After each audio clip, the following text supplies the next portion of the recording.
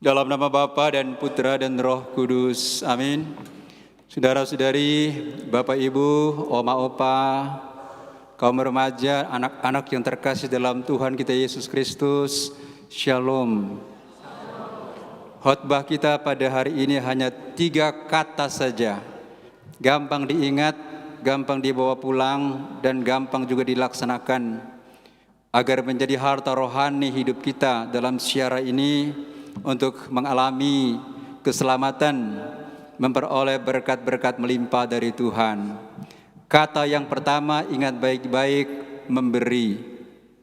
Kata yang kedua adalah kerelaan. Kata ketiga adalah untuk Yesus. 3 kata itu saja, khotbah sudah selesai. Ya, sudah? Atau bagaimana? Sudah atau tambah lagi? Tambah lagi sedikit ya? Tambah sedikit. Supaya nggak ngantuk. Baik Bapak Ibu, yang pertama kata memberi. Dalam bacaan pertama kita dengarkan adalah seorang perempuan kaya. Dia punya suami sudah tua. Perempuan itu bertemu dengan seorang bernama Elisa. Dan dia selalu, kalau Elisa datang, dia panggil mampir di rumahnya dan beri makan dan minum. Sepertinya dalam beberapa kali perjumpaan itu, perempuan kaya ini mulai tahu, ini sepertinya Romo ini. Ini sepertinya Romo katedral nih, gitu ya. Ini sepertinya Romo Rone ini. Ini sepertinya abdi Allah ini. Jadi setiap kali datang, dia melihat ini orang ini baik banget. Akhirnya diberitahu suaminya begini, Pak, sepertinya itu orang yang sering datang di rumah kita itu abdi Allah. Ayo kita buatkan satu kamar untuk dia. Kita kasih meja, kita kasih kursi, kasih tempat tidur, kasih TV nonton bola gitu ya. Kasih kendil di situ. Pokoknya perabot dalam rumah itu kita siapkan semuanya. Supaya kalau orang ini datang, dia masuk di tempat itu. Dan betul Bapak Ibu, setiap kali Elisa datang, dia masuk di kamar itu, dia merasa nyaman di situ. Waktu dia rasa nyaman di situ, dia bertanya begini sama dia punya pembantu namanya Gehazi. Gehazi, coba kamu tanya kepada ibu itu, saya mau kasih apa ya sama dia? Dia baik banget. Saya datang selalu diberi tumpangan yang bagus. Kasih apa ya? Ya, dia punya suami sudah tua. Mereka nggak punya anak. Lebih baik kita kasih seorang anak sama mereka, seorang putra kepada mereka. Dan betul Bapak Ibu, 1 tahun kemudian ibu itu mendapatkan seorang anak laki-laki. Pesan singkat dari cerita ini adalah jangan takut memberi kepada Tuhan, karena Tuhan tidak akan pernah kecewakan orang yang memberikan bantuan kepadanya. Ini abdi Allah loh, ini hamba Tuhan. Ini seorang romo, seorang imam. Jangan takut memberikan bantuan kepada mereka, karena bantuanmu itu akan menjadi doa untuk keluargamu mendapatkan berkat dari Tuhan. Karena itu Bapak Ibu, jangan takut-takut undang Romo makan ya. Mari tanya, Romo sudah makan belum? Belum. Ajak Romonya makan. Sudah pernah ke rumah Romo belum? Ajak ke rumah. Sering-sering ajak begitu, paling keluarga rugi sedikit lah ya. Tapi yang pasti Romo ini akan mendoakan kalian, dan doanya supaya Anda itu diberkati Tuhan. Bapak Ibu yang terkasih, pesan pertama dari bacaan pertama ini adalah mari kita belajar untuk memberi. Karena orang memberi kepada Tuhan tidak pernah akan dikecewakan oleh Tuhan. Sekurang-kurangnya pengalaman saya menjadi Romo 23 tahun, belum pernah ada orang Katolik merasa rugi karena memberi. Belum ada orang datang mengeluh, Romo, saya sudah rugi Romo, kembalikan uang saya, karena saya punya uang saya bantu bangun gereja itu. Belum pernah ada orang mengeluh miskin karena memberi. Ya. Dan saya katakan kepada kita semua pada hari ini, ingat baik-baik, kita itu diberkati Tuhan bukan karena kita mengumpul, tapi kita diberkati Tuhan karena memberi. Ingat baik-baik, orang Katolik punya hidup tidak diukur dari apa yang ia kumpul, Bapak Ibu. Tapi hidup kita orang Katolik diukur dari apa yang kita boleh berikan kepada orang lain, kepada Tuhan dan kepada orang miskin. Itu hidup kita diukur di situ. Karena kalau kita hidup dengan kelimpahan berkat, kalau kita mati, kita nggak bawa juga. Apa you bawa you punya rumah? You bahwa you punya uang, you bahwa you punya Mercy, you bahwa you punya BMW, you bahwa you punya rekening. Tidak.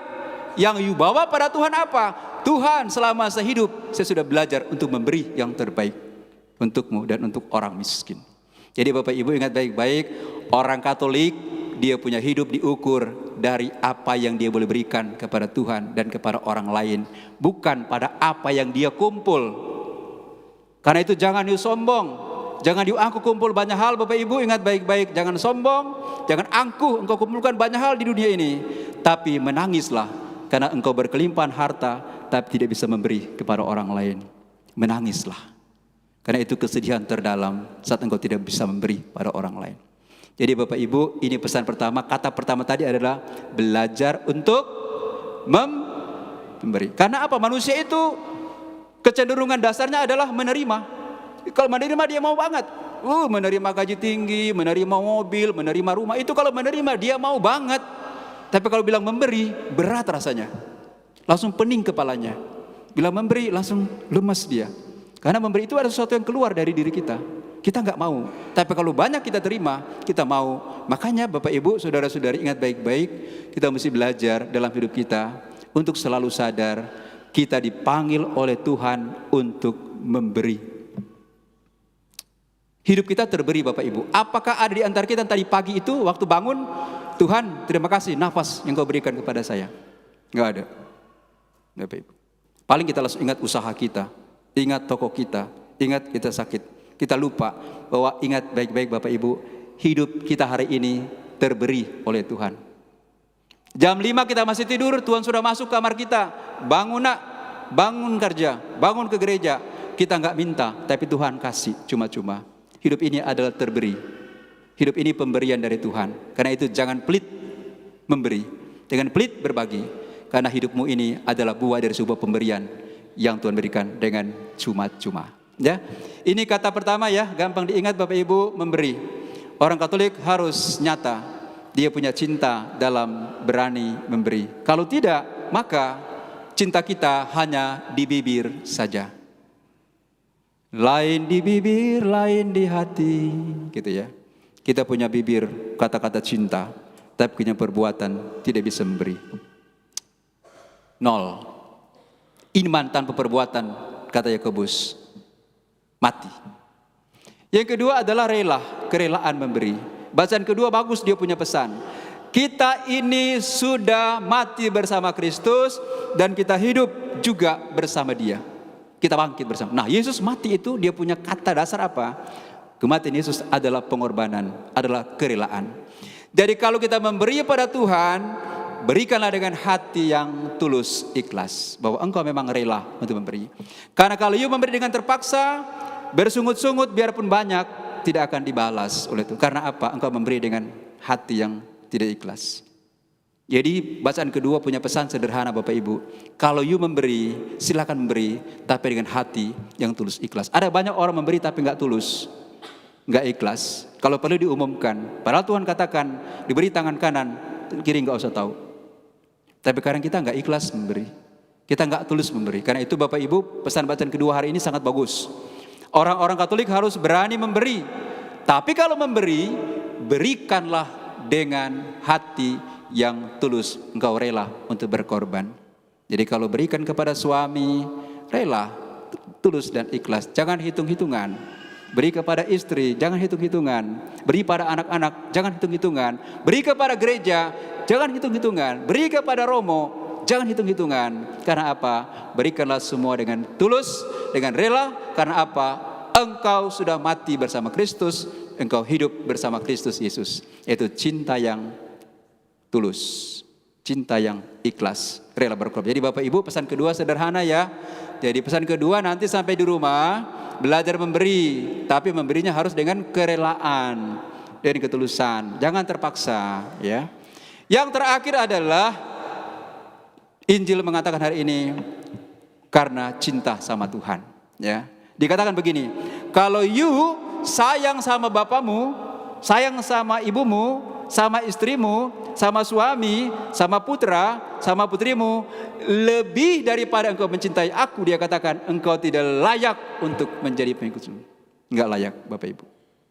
Artinya apa Bapak Ibu? Yesus harus menjadi orang nomor 1 dalam hidup kita. Karena itu kalau kita memberi, kalau kita rela, ingat baik-baik, itu saya memberi karena saya sayang kepada Tuhan Yesus. Ingat baik-baik. You memberi kepada istri, memberi kepada suami, memberi kepada gereja, bukan karena sayang suami, sayang istri, karena memang saya sayang sama Tuhan Yesus. Saya memberi karena saya cinta Yesus. Ingat Bapak Ibu, kalau you memberi bukan karena engkau dipaksa untuk cari pujian, hebat itu orang, jangan Bapak Ibu. Memberilah karena engkau sungguh-sungguh mencintai Yesus di atas segalanya. Terus cinta kepada suami gimana Romo? Cinta kepada istri gimana Romo? Apakah harus nomor 2 kan? Artinya adalah Yesus tidak anggap remeh relasi suami dan istri, tapi belajar melihat Yesus dalam diri suamimu, lihat Yesus dalam diri istrimu, lihat Yesus dalam diri anak-anakmu, dan lihat Yesus di dalam diri kehidupan orang lain. Sehingga kalau engkau memberi, ini karena saya lihat ada Yesus di situ. Bukan karena orang lain, bukan karena dipuji orang Bapak Ibu. Ya, seorang sufi asal Syria, dia punya nama Rabi'ah al-Adawiyah. Dia pernah berdoa begini, Tuhan, kalau saya berdoa kepadamu supaya saya bisa masuk surga, dia bilang, usir gue dari sana. Dia doa lanjut, Tuhan, kalau saya berdoa supaya saya jangan masuk neraka, dia bilang, bakar saya dalam neraka.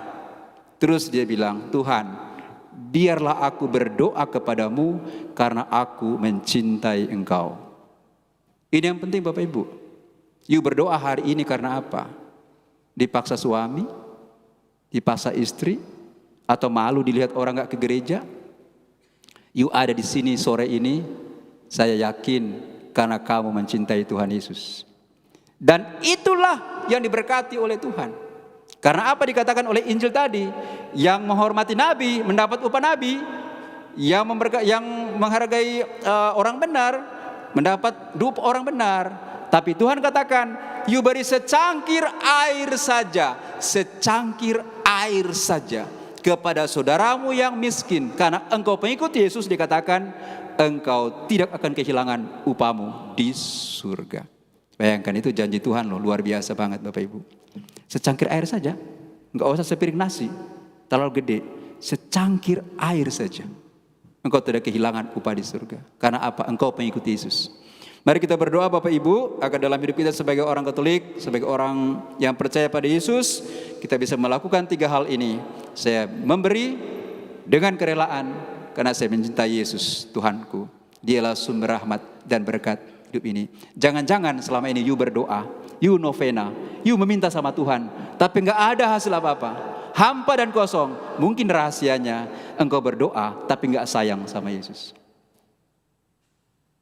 You meminta tapi enggak sayang sama Yesus. Gimana sih cara mencintai Yesus Romo? Lakukan perintah-perintahnya, dengarkan firman-Nya.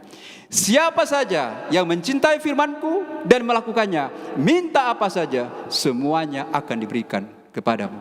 Mungkin kita banyak meminta Bapak Ibu, tapi enggak dapat apa-apa karena kita enggak sayang sama Yesus. Karena itu hari ini kita berdoa, Tuhan, biarlah kami semakin mencintai Engkau. Dan kami rela berkorban, memberi karena kami tahu Engkaulah yang menjadi jaminan di hidup kami semua. Amin. Bapa dan Putra dan Roh Kudus. Amin. Mari kita bangkit berdiri dan